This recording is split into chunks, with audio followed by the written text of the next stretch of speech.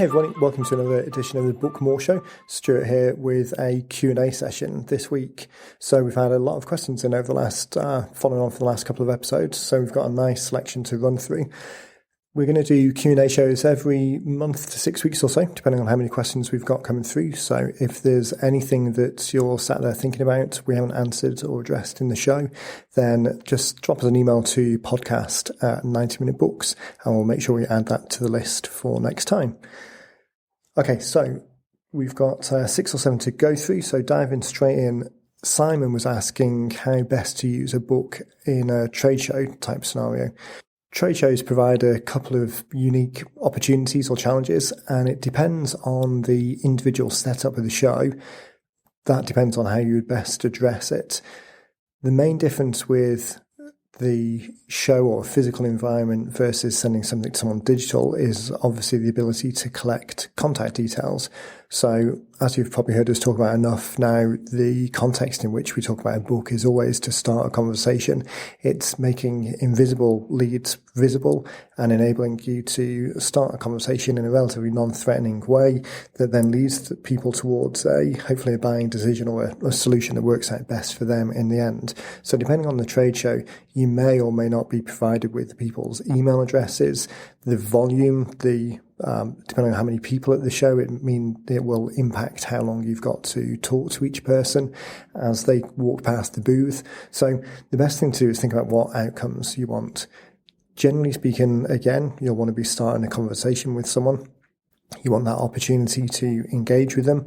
If the volumes are low, if it's a relatively small show, you may well be able to have that engagement one-on-one with the person requesting a copy of the book at the time, and then you can use the book in the context of an authority building piece or reinforcing some of the points that you make in that conversation. In that scenario, you wouldn't necessarily want to ask the person for their details before giving it to them. You might want to just offer it as a kind of as an extra element that you're giving with them there and then, and assume that they'll follow up with you afterwards because you've already made that connection. It may be a very big show, lots of people passing, not really practical to have a conversation with each person, in which case you really want to think then either it's just a volume game, in which case you're going to pass out enough books, and if you get a 10% of people follow up with you, that's still worthwhile. Or it may be the case that you want to make sure that in the book there is a way of you collecting leads. So the call to action, the next steps at the back, make sure that's set up in a way that from a minimum commitment, without asking too much from them, a minimum viable commitment next step, then they're opting in to ask for follow-on information, and you've got the ability to capture their details at that point. It may be the case that the organisers are passing you all of their email address details of attendees anyway, because it's a pre-registering event. So again, there you don't necessarily need to collect all of their details because you can make the assumption that you'll have the person's contact details anyway. But the limit or the challenge on that side is that you're then just assuming that everyone's interested in the book, everyone that attended, rather than having a sifting and sorting mechanism whereby people are requesting something or opting in to gain that copy. So think about where it sits in the funnel. The book itself, the trade show itself, those are specifics of the overall funnel. The overall funnel is at the top, you've got a broad interested group of people. You want to give them a non-committal, an easy way for them to get started. And then over time, have a conversation and educate and motivate them to take the next step. So placing the actual events, the actual show itself, whether you're using the book as a mechanism or a video or something else, some other opt-in, placing all of those into the funnel will then help you decide which is the best way of using it. But you can certainly use a physical book at a trade show environment. You can certainly use it as an authority building piece as well as just a lead generation piece. But the only thing that we would always encourage people to remember is that unless you capture some details at some point, unless you give people the opportunity to raise their hand and then you can have the conversation with them, if you're not doing that, then it's just a numbers game. It's just a case of putting enough of them out there so that the ones who are the most motivated to take the next step will take it upon themselves to do it and follow through. Okay, so the next one, Tanya was asking, how can I use the book with some partners? So a couple of shows ago, we were talking about the Dogs Don't Cry example, where it was a vitamin, the company was providing dog vitamins, but the book was more around identifying pain that the dog might be suffering from, helping you identify the pain that the dog might be suffering from. And there was an opportunity there to pass that out to various different vet practitioner partners or other complementary but non-competing businesses. So as a strategy, Tanya was asking, how can that be leveraged? So if we look at the scenario, we've got a funnel that we want people to identify themselves as interested, then over time, educate and motivate and engage them to take the next step. So working with non-competing complementary businesses is a great way to feed the top of the funnel in a way that doesn't necessarily rely on just yourself. So you've got the opportunity to push the book out to people who know you. You can advertise the book in various channels, but using partners then leverages their audience. So when we look at complementary non-competing businesses, whatever your industry is, I don't think the email particularly specifies what industry Tanya's in, but whatever your business is, there is going to be a crossover with other businesses that are complementary. So it may be additional services. If you build swim pools, it might be the filter manufacturers or other garden landscaping professionals. If you're a bakery, it might be a kitchenware manufacturer. Whatever industry you're in, there's usually always, in fact, I probably can't think of an example where there's not, complementary businesses where their customers could benefit from the book, the information that you're sharing. And by offering it in a way that is non-threatening, it's really piling on the information, it's a valuable piece in its own right, then you've got the opportunity to speak to these people, these partners, these complementary businesses, and say, hey, listen, I'd love to give your customers a book. I'd love to be able to give you the opportunity to give this to them. It's nothing to do with me. It's all you are adding value to your customers. But then the call to action towards the back of the book, as we've talked about in the past, if people don't have a copy of the Hot Prospects book that we wrote specifically for that particular funnel, then I'll link to it in the show notes. And that talks about constructing funnels in a way that really adds value to the book and a minimum viable commitment next step, so that the step that you're expecting the reader to take at the end of it isn't come into my office for a consultation. It's a small step that's easy to take. The benefit, particularly in this context, is that you yet don't have any emotional capital with these readers. There's no relationship. If it's coming from a third-party audience, they don't necessarily yet know, like, or trust you. So if the call to action at the end is a minimum viable commitment step, it's an easy step for them to take, then more people are likely to do it, which again reveals invisible prospects in a way that you can then engage with them. So working with complementary non-competing businesses is a great way of leveraging someone else's audience. Now, the other option you've got is to take that to the next step and really create something that provides even more benefit for them. So if we take the example of I'm sat at, it's the weekend as I'm recording this, I'm at a friend's place just quickly recording the show, looking out, they've got a beautifully manicured lawn here. So if you were a landscaping company, you're very interested in getting the business of people who are looking at redesigning their yards, you might be able to work with a complementary company, which is a water feature manufacturer or swimming pool manufacturer. So imagine now going to that complementary company and saying to them, hey, listen, we've got there's a crossover in our audience. We've got a shared interest. I'd love to write a book with you that specifically talks about how swimming pools can add value to your property. And rather than then writing it entirely focused on just the benefits that you can provide, write it on the benefits that they can provide. It will then be far more valuable. They'll be far more likely to want to promote it to their audience because it's adding value. It's making them look good. And you've got the opportunity of including your message, including a compelling next step, a compelling call to action, which the details might need to vary slightly. The call to action might need to be a little bit something that's of value to both of you in that scenario. But all you're trying to do is identify invisible prospects and have the opportunity of starting a conversation with them. So it doesn't necessarily need to be all about you. It doesn't necessarily even, we were talking in the show, I think it was last week or the week before, with Dean about bridging topics, and there's a conversation going on in the head of your ideal prospects out there at the moment. How do you intersect that and allow them to identify themselves as interested? And working with complementary businesses really gives the opportunity for it to be a win-win for both businesses. You're sat listening to this podcast about creating a book. They're not. It's not something that's a unique ability for them.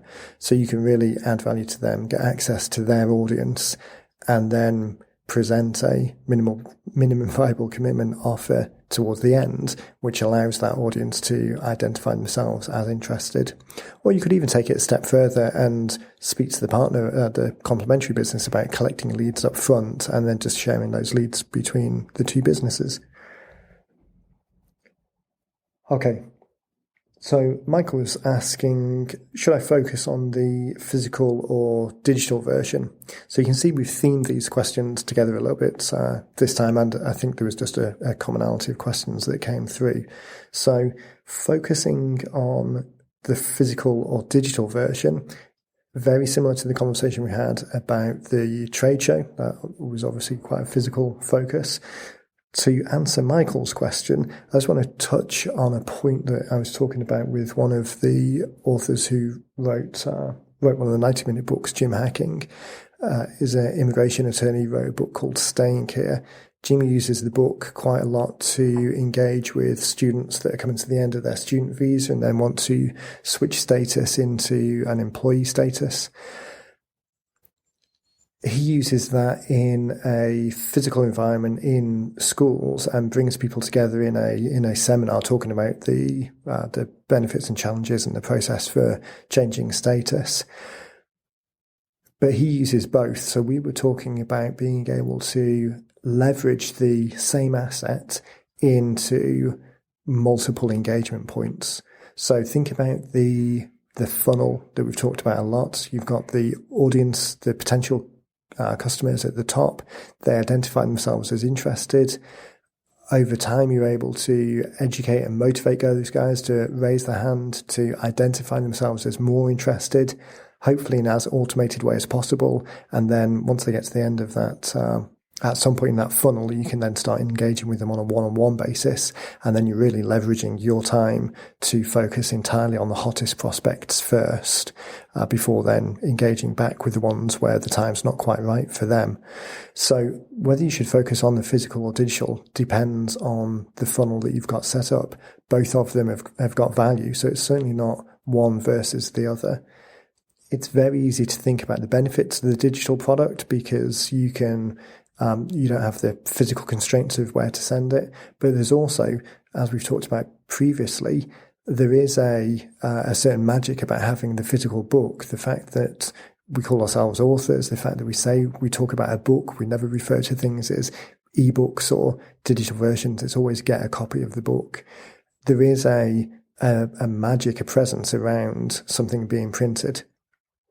So for this question, I'd suggest a policy of both.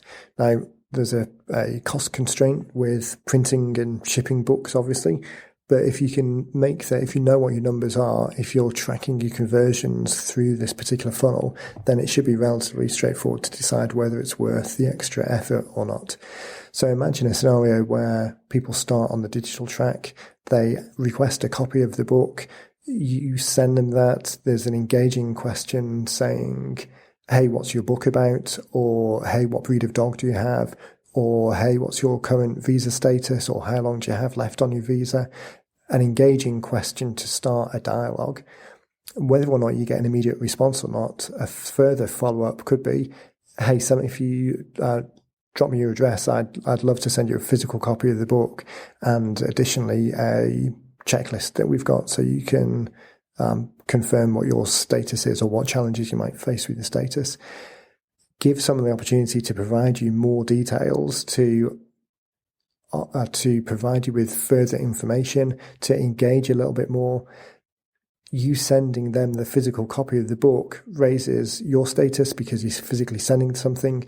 There's a sense of reciprocity starting to be built because you're engaging with them a little bit more. There's a delivery, a gift giving. A friend of mine, when I can't think what it's called in the US. In the UK, there's a dissertation as part of a degree. So she was doing a psychology degree, and her dissertation was on the psychology of gift giving in text messages, or text messages as a gift. So this was back a few years ago now, but there is a psychological benefit with delivering something to someone. So whether or not you collect their leads in a digital sense, there's the opportunity to back that up and reinforce it with the physical. Likewise with if they were to go the physical track first, so let's say, for example, it was the trade show example, so someone has a physical copy of the book, there is an option to change the back cover copy, change the call to action, or include a leaflet or a postcard, or put a sticker on the front of the book, something to say, we'd love to give you a digital copy and an audio recording of the book, or a digital copy and a checklist. Again, to engage people, to encourage them to opt in, to sift and sort the more interested from the less interested. All of these little psychological triggers to help people progress down the track towards deciding that this outcome is something that they want. This is going to provide the benefit that they're looking for. Reusing the same asset in multiple ways is a great technique of piling on the value, piling on the engagement, without necessarily having to create a whole new set of assets, a whole new set of things that you can give to people. Just reusing or repositioning similar content. And whether or not you start on a digital track or start on a physical track, there's the opportunity to use the other as one of those steps in the funnel. Okay, so Ian was asking, should I bother with Kindle? Now this is an interesting question. Again, it highlights the difference between the physical and digital channels, but it also starts to touch on audience access to the audience. So there's a couple of ways of looking at it. The big challenge, like we've said before, is just collecting the leads and starting the conversation. There's very few occasions where we would say to someone that selling the book, the money that you'll make back from the book sale itself, is going to be anywhere near more valuable than converting a lead into whatever your business is. For the majority of people that we're talking to or talking with, then a lead is worth 50 to 100 or even 1,000 book sales. So having said that, though, there is some value in recouping some of the cost of writing the book in the first place. There may be a case where if you can position the book price low enough so that's not a barrier to entry, it's still going to convert into numbers that might then trickle down into people converting. So again, that might be worthwhile.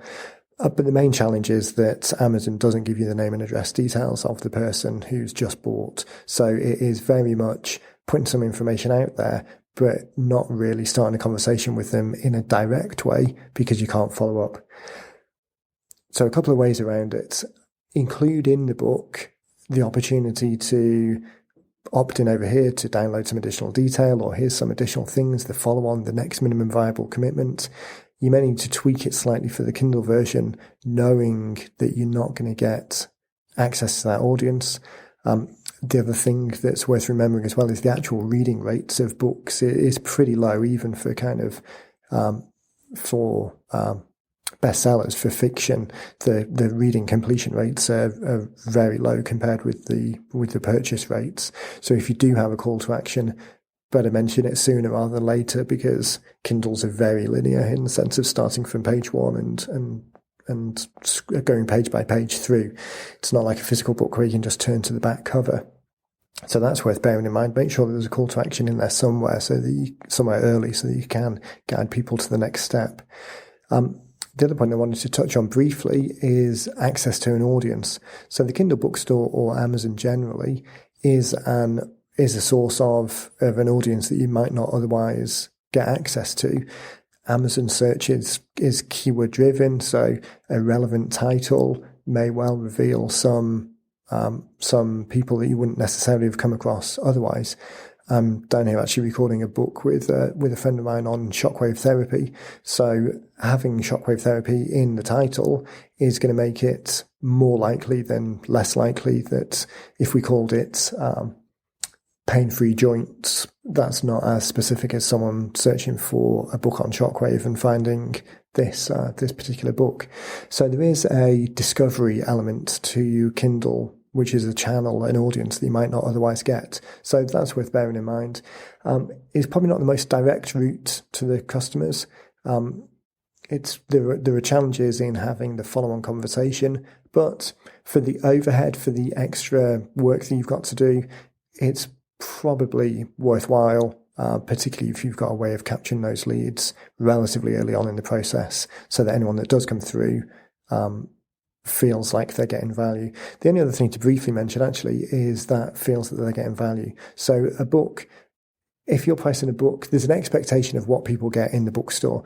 If you price something at $5.99 or $9.99 and they receive a book that's 50 pages and it reads like a sales pitch to go to come into an appointment, that's probably not going to be very well received, as opposed to pricing it at $2.49, which I think from memory is about the lowest price that you can price Kindles at usually. Pricing it at $2.49, it's specifically answering one subject, however narrow it is, but as deep as possible. So again, try and be the world's best answer to the single question that you're trying to answer, and people are more likely to engage with that. And if there is a call to action for the next step, then they're more likely to take that step.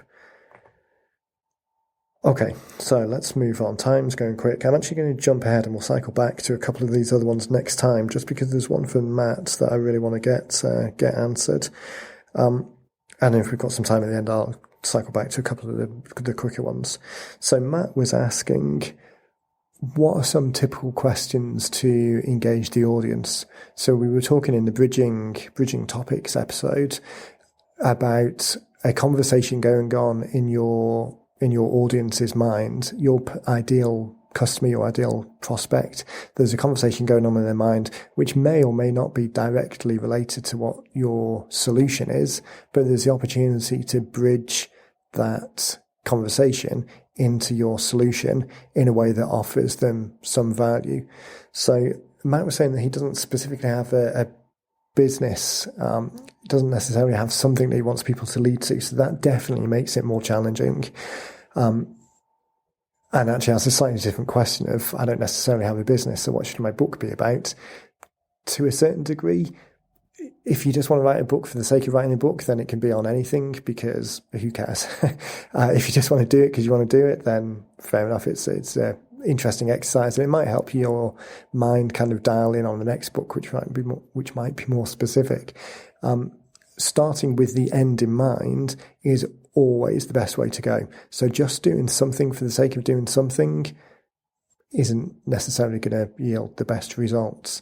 So if you've got absolutely nowhere where you want to lead people to, then the only option really is to have a book about your own story. Try and have something that's engaging and entertaining. If you don't have that either, then what are you doing it for? I'd save your time and your money and do something else. If you do have even the beginnings of an idea of where you want to lead people towards, even if you don't specifically have a product yet, but you know you want to engage people, you've got a general interest in health and fitness, so you want to engage people in that area. You've got an interest in Roman archaeology, so engaging people in that area. You've got an interest in UFO conspiracy theories, you want to engage people in that. it can be on anything, but starting with the end in mind is always the best outcome.